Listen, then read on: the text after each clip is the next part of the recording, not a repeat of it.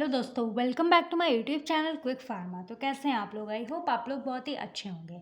तो जैसे कि आप लोग को पता है कि हमारा सब्जेक्ट चल रहा था pathophysiology B pharmacy second semester.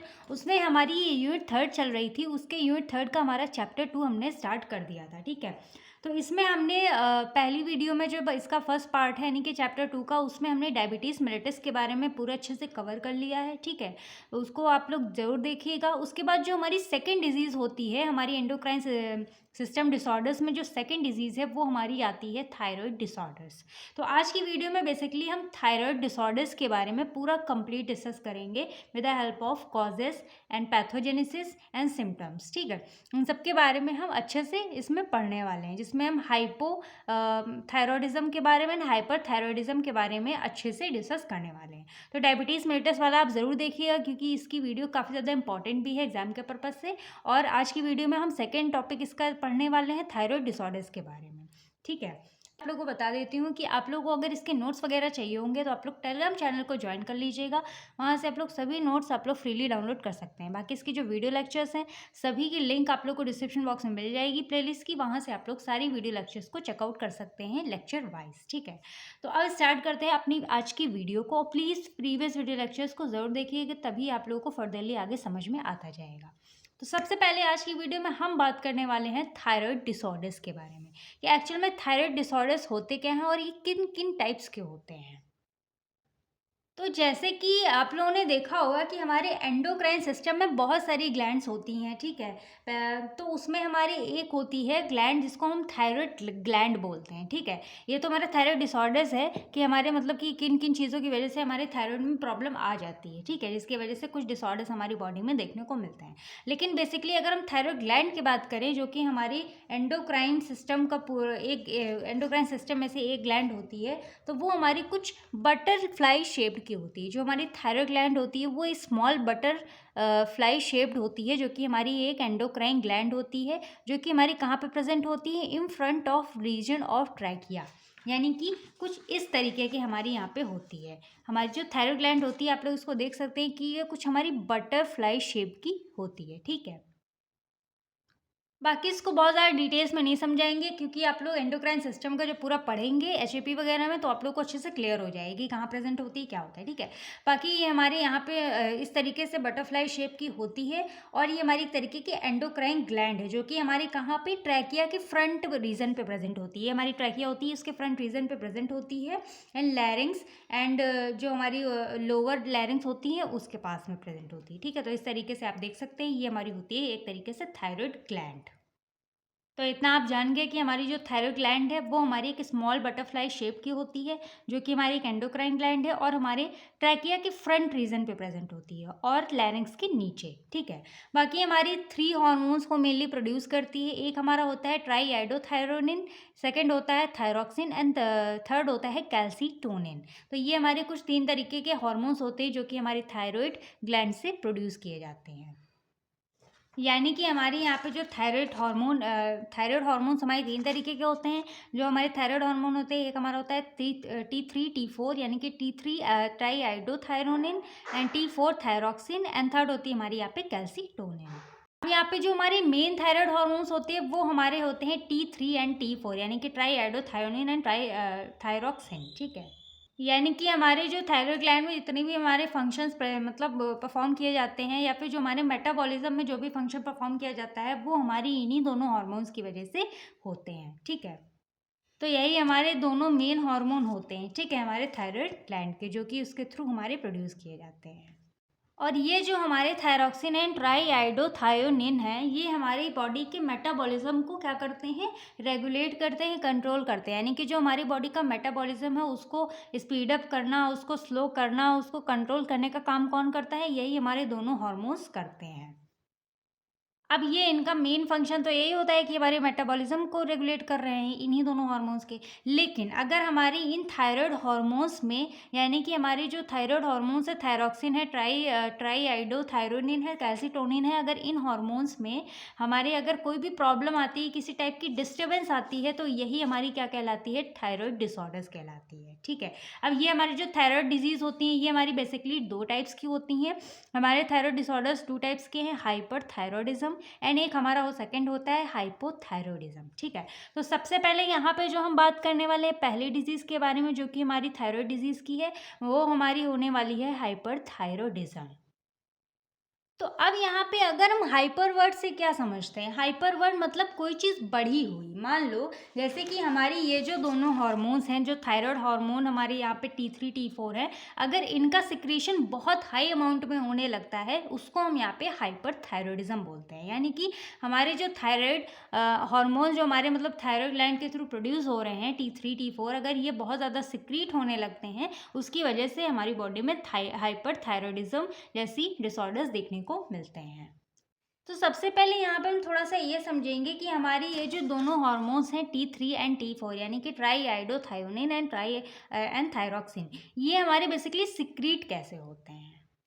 तो यहाँ पे अगर हम बात करें तो एंडोक्राइन ग्लैंड में हमारे मतलब कि यहाँ पे अगर आप लोग को एंडोक्राइन ग्लैंड का पूरा अच्छे से समझना है तो आप लोग HAP में पढ़ सकते हैं, लेकिन यहाँ पे हमारी बॉडी में जो हाइपोथैलेमस होता है, यानी कि यहाँ पे थोड़ा समझेंगे कि जो हमारा हाइपोथैलेमस है ये हमारे एक हार्मोन को सिक्रीट करता है जो कि हमारा यहाँ तो होता है TRH, जिसको यहाँ पे हम थायरोट्रोपिन रिलीजिंग हार्मोन के नेम से जानते हैं। उसके बाद हमारा जो TRH हार्मोन होता है, जैसे हमारी ये पिट्यूटरी ग्लैंड के पास पहुंचता है तो पिट्यूटरी ग्लैंड यहाँ पे क्या सिक्रीट करता है, TSH हार्मोन को सिक्रीट करता है, यानी कि ये सिक्रीट करता है थायराइड स्टिमुलेटिंग हार्मोन को।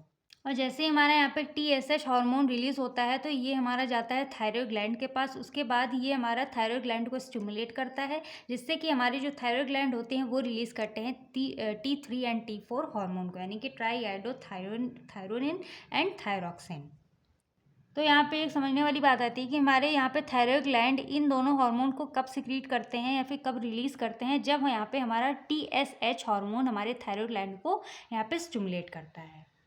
और यहाँ पे TSH हमारा कहाँ से रिलीज़ हो रहा है, पिट्यूटरी ग्लैंड के थ्रू। पिट्यूटरी ग्लैंड TSH को रिलीज़ कब कर रहा है, जब यहाँ पे हमारा हाइपोथैलेमस TRH हार्मोन को यहाँ पे सिक्रीट करता है, तब यहाँ पे हमारा TSH होता है। TSH यहाँ पे थायराइड ग्लैंड को स्टिमुलेट करता है, जिसकी वजह से यहाँ पे T3 एंड T4 हार्मोन हमारे यहाँ पे रिलीज़ होते हैं। तो इस तरीके से नॉर्मल सिक्रेशन होता है हमारे इन दोनों हार्मोन्स का। लेकिन यहाँ पे अगर T3 और T4 इन दोनों हार्मोन्स का हाइपर सिक्रेशन होता है हमारी बॉडी में, तो यहाँ पे जो हमारा या तो फिर यहाँ पे TSH हार्मोन का यानी कि थायराइड स्टिमुलेटिंग हार्मोन यहाँ पे इसका लेवल बढ़ जाए, इसकी वजह से हो सकता है, क्योंकि यहाँ पे जो TSH है यही तो हमारे थायराइड ग्लैंड को स्टिमुलेट करता है, जिसकी वजह से हमारे दोनों रिलीज़ होते हैं।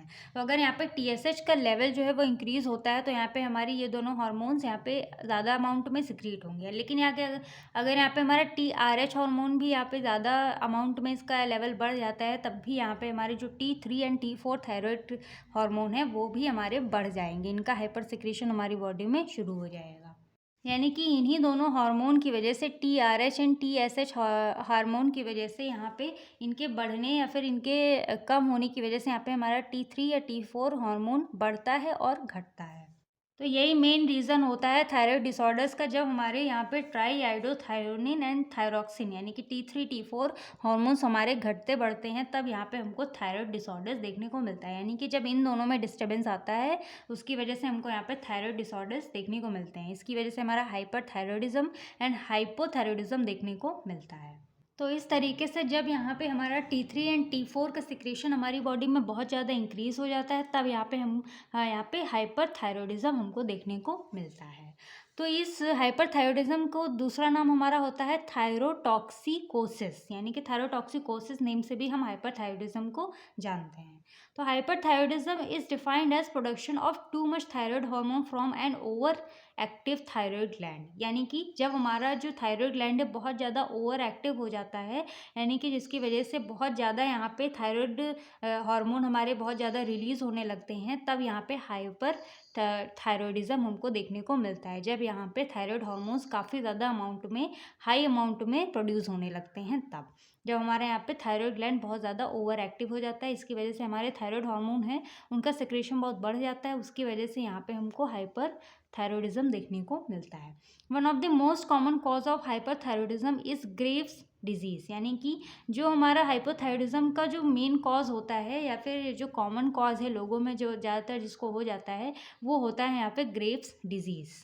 तो इसको थोड़ा हम आगे पढ़ेंगे। And over production of thyroid hormone leads to various abnormal metabolic function. अब जैसे कि आप लोगों को पता है कि हमारे जो थायराइड हार्मोन्स हैं, T3 T4 हार्मोन्स हैं, ये हमारे क्या करते हैं, इनका मेन फंक्शन होता है कि ये मेटाबॉलिज्म में उस मेटाबॉलिज्म को रेगुलेट करते हैं। लेकिन अगर थायराइड हार्मोन में ही अगर कोई प्रॉब्लम आएगी या फिर डिस्टर्बेंस होगा तो वो हमारे मेटाबॉलिक फंक्शन में काफ़ी ज़्यादा डिस्टर्बेंस क्रिएट होगा, यानी कि हमारे जो मेटाबॉलिक फंक्शंस है वो हमारे एबनॉर्मल हो जाएंगे। ठीक है, तो ये हमारा हो जाता है थोड़ा सा इंट्रोडक्शन हमारे हाइपरथायरॉयडिज्म का। अब इसके कॉज कौन कौन से हो सकते हैं? तो सबसे पहला रीज़न है जिसकी वजह से हमारा T3 और T4 हार्मोन है वो हमारा इंक्रीज हो जाता है, जिसकी वजह से हाइपरथायरॉयडिज्म होता है। तो सबसे पहला डिजीज़ है यहाँ पे ग्रेव्स डिजीज़। बाकी यहाँ पे सेकंड आता है टॉक्सिक मल्टी डोनर goitre, toxic adenoma, hyper secretion of TSH, यानी कि TSH काफ़ी ज़्यादा हाइपर सिक्रीट होता है जिसकी वजह से हमारा यहाँ पे कॉज होता है, यानी कि हाइपरथायरॉयडिज्म कॉज होता है। हाइपर सिक्रीशन होता है TRH हार्मोन का। थायरोडिटिस होता है एक्सेसिव आयोडीन इनटेक, यानी कि काफ़ी ज़्यादा अमाउंट में इंसान आयोडीन ले रहा है, आयोडीन खा रहा है, यानी कि नमक का ज़्यादा सेवन कर रहा है, जिसकी वजह से यहाँ पे हाइपरथायरॉयडिज्म जैसी प्रॉब्लम होती है, जिसकी वजह से हमारी जो T3 और T4 हार्मोन है काफ़ी ज़्यादा रिलीज़ होने लगता है हमारी बॉडी में, उनका सेक्रेशन बढ़ जाता है, उसकी वजह से यहाँ पे हाइपरथायरॉयडिज्म कॉज होता है।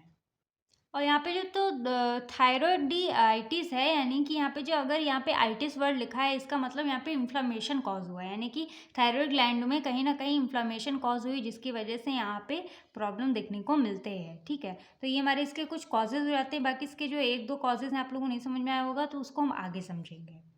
तो यहाँ पे हमारे ये जो पहले के 3 डिजीज़ हैं इन या फिर जो ये 3 कॉजेज़ हैं इनको समझ के यहाँ पे हम पैथोजेनेसिस हाइपरथायरॉयडिज्म की पूरी अच्छे से समझने वाले हैं।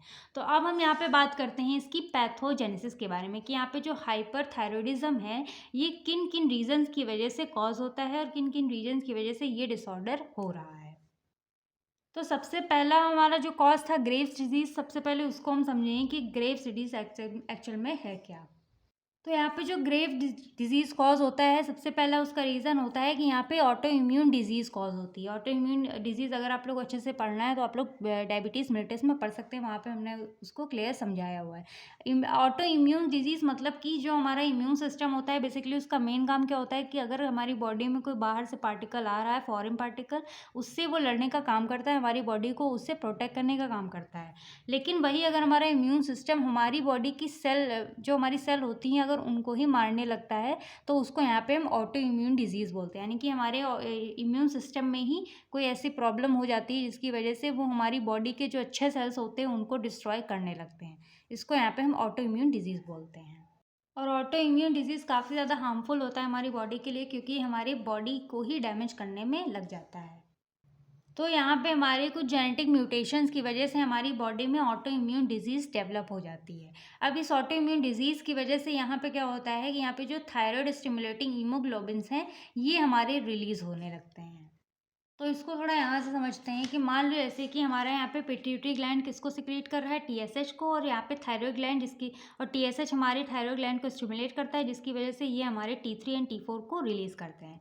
लेकिन यहाँ पे एक्चुअल में होता क्या है कि जो हमारा पिट्यूटरी ग्लैंड TSH को यहाँ पे मतलब कि सिक्रीट कर रहा है, तो यहाँ पे जो हमारा TSH होता है उसका अमाउंट यहाँ पे डिक्रीज़ होना शुरू हो जाता है, यानी कि वो हमारा कम होना शुरू हो जाता है, और हमारा यहाँ पे रिलीज़ किसका ज़्यादा बढ़ जाता है, रिलीज़ बढ़ जाता है हमारे थायराइड स्टिमुलेटिंग इम्यूनोग्लोबिन्स का, यानी कि हमारे यहाँ पे TSH घट जाता है और यहाँ पे रिलीज़ जिसका बढ़ता है वो हमारा होता है थायराइड स्टिमुलेटिंग इम्यूनोग्लोबिन्स। तो यहाँ पे हमारा ज़्यादा अमाउंट में हमारा यहाँ पे TSI यहाँ पे क्या होने लगता है, रिलीज़ होने लगता है। अब जैसे कि हमारा ये भी हमारा क्या कर रहा है, थायराइड ग्लैंड को ही स्टिमुलेट करता है, जिसकी वजह से T3 और T4 यहाँ पे रिलीज़ होते हैं। लेकिन यहाँ पे जो हमारा TSH हार्मोन है ये हमारे उतने ही अमाउंट में थायराइड ग्लैंड को स्टिमुलेट करता है, उतने ही अमाउंट में T3 T4 को रिलीज़ होने देता है जितना हमको ज़रूरत है। लेकिन यहाँ पे हमारा जो TSI है यानी कि थायराइड स्टिमुलेटिंग इम्यूनोग्लोबिन्स है, ये हमारे थायराइड ग्लैंड की स्टिमुलेशन को इतना बढ़ा देते हैं जिसकी वजह से T3 और T4 काफ़ी ज़्यादा बढ़ जाता है हमारी बॉडी में, उसकी वजह से हमको हाइपरथायरॉयडिज्म देखने को मिलता है। कि मानो अगर नॉर्मली बात करें तो जो हमारा TSH हार्मोन है, यानी कि ये जो कि हमारा थायराइड ग्लैंड को स्टिमुलेट कर रहा है, जिसकी वजह से यहाँ पे T3 T4 रिलीज हो रहा है। तो अगर मान लो हमारी बॉडी में जो TSH हार्मोन है ये हमारे उतने ही अमाउंट में T3 T4 को रिलीज करता है जितना अमाउंट हमको ज़रूरत होती है। लेकिन मान लो अगर कभी कदार ज़्यादा हो गया T3 T4 का सिक्रेशन या फिर रिलीज ज़्यादा हो गया हमारी बॉडी में, तो इसके बाद यहाँ पे हमारे TSH के पास जाता है नेगेटिव फीडबैक, यानी कि ये बताता है कि हमारा जो सिक्रीशन है यहाँ पे T3 T4 का वो बढ़ गया है, जिसकी वजह से यहाँ पर जो TSH हार्मोन होता है वो हमारे T3 एंड T4 को यहाँ पे क्या करता है, कम कर देता है, यानी कि उसके रिलीज़ को कम कर देता है हमारी बॉडी पे और नॉर्मल स्टेज पे उसको ला देता है।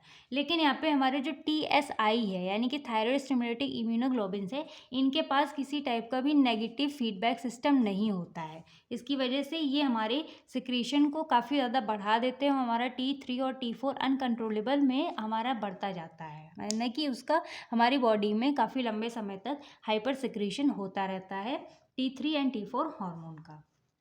तो बहुत ज़्यादा सिक्रीशन यहाँ पे हमारा थायराइड स्टिमुलेटिंग इम्यूनोग्लोबिन बहुत ज़्यादा सिक्रीट करने लगता है T3 एंड T4 हार्मोन्स को, ठीक है।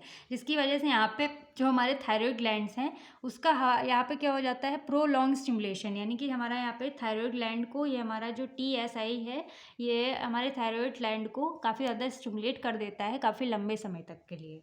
इसकी वजह से यहाँ पे T3 और T4 हार्मोन काफ़ी ज़्यादा रिलीज़ होने लगता है हमारी बॉडी में। उसकी वजह से यहाँ पे हमको ग्रेव्स डिजीज़ देखने को मिलती है, ठीक है, ग्रेव्स डिजीज़।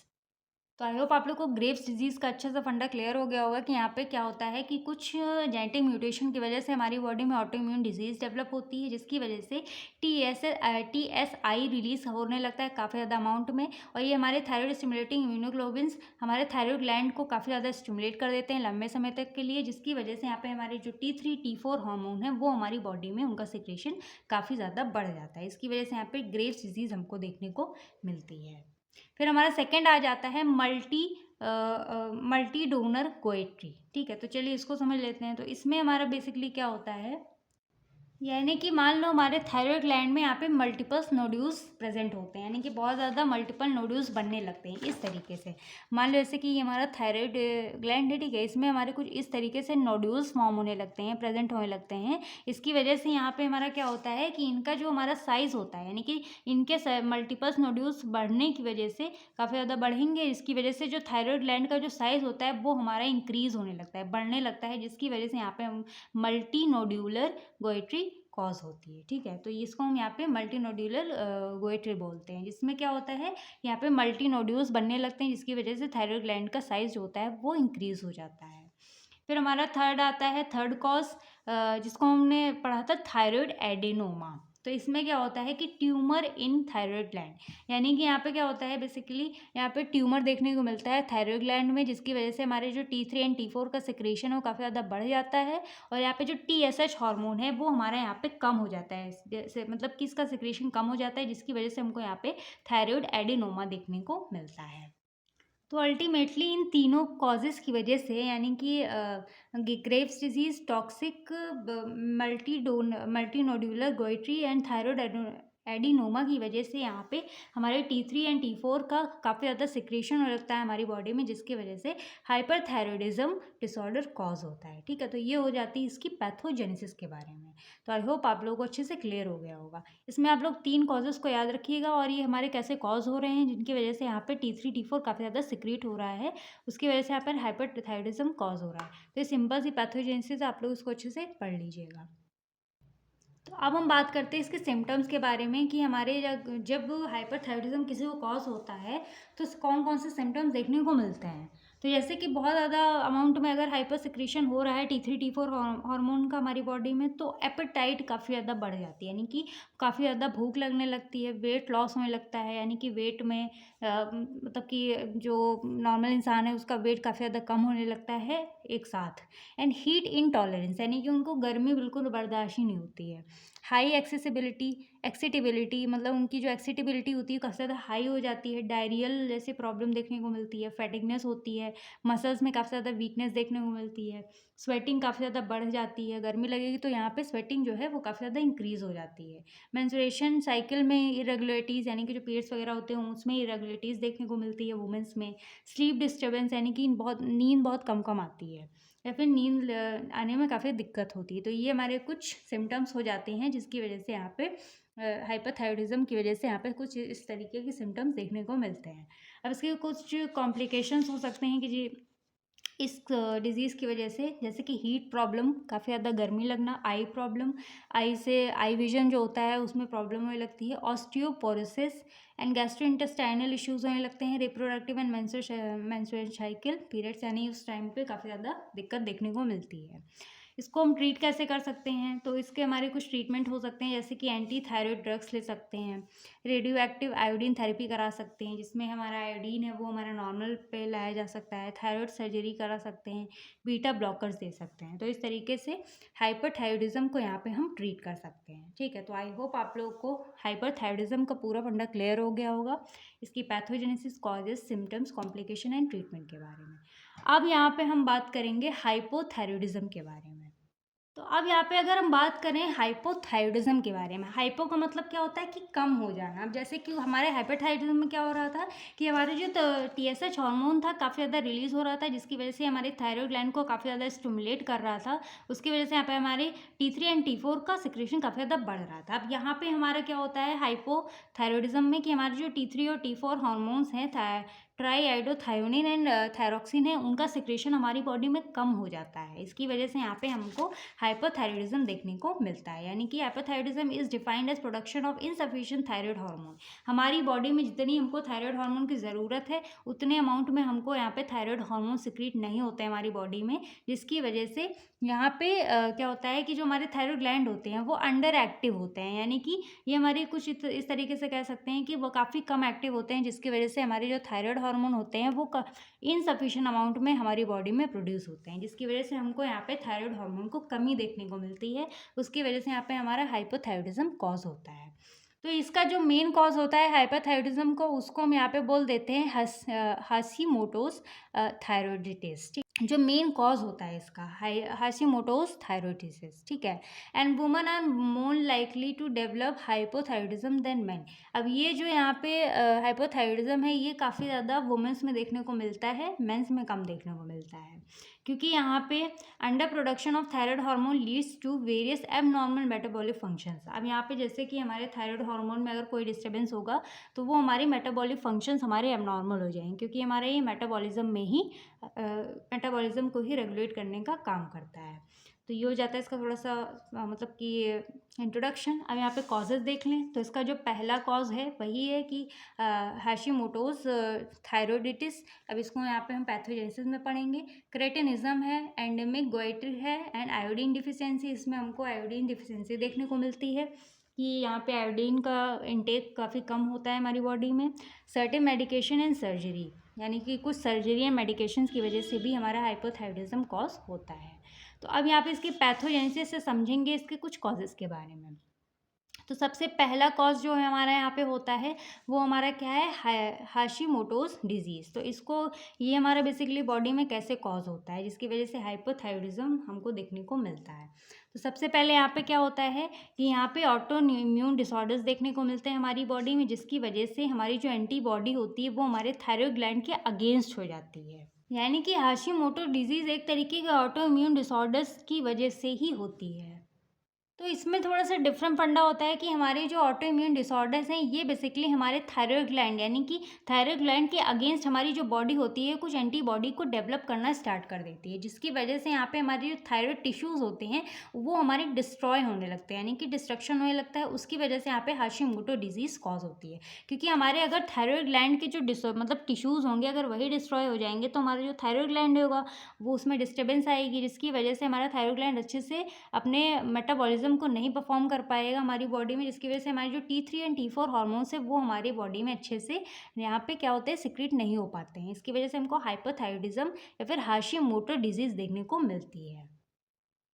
तो बेसिकली हाशिमोटो डिजीज़ तभी कॉज होती है जो हमारे ऑटो इम्यून डिसऑर्डर्स की वजह से यहाँ पे थायरॉयड ग्लैंड में ये क्या होता है, एंटीबॉडीज़ उसके अगेंस्ट होती है, यानी कि थायरॉयड ग्लैंड की टिश्यूज़ को ही यहाँ पे क्या करती हैं, ख़त्म करने लगती हैं, जिसकी वजह से हाशिमोटो डिजीज़ देखने को मिलती है।